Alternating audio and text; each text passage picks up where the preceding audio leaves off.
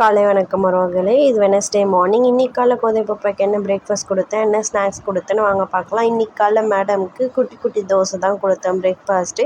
இதுக்கு தொட்டுட்டு சாப்பிட சட்னி வேணாமா, மேடம்க்கு ஜாம் தான் வேணுமா. ஸோ அதே கொடுத்துட்டேன் இன்னைக்கு காலைல பிரேக்ஃபாஸ்ட்டுக்கு.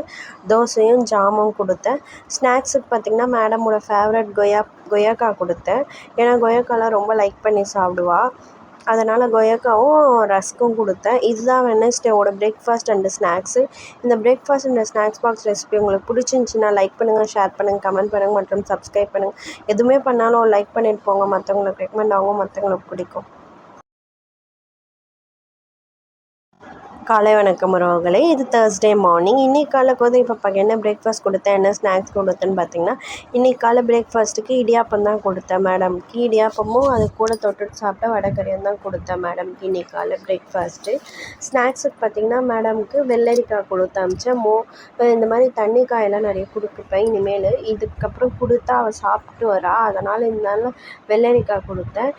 வெள்ளரிக்காய் கூடவே கொஞ்சமாக ரஸ்க்கும் கொடுத்தேன்.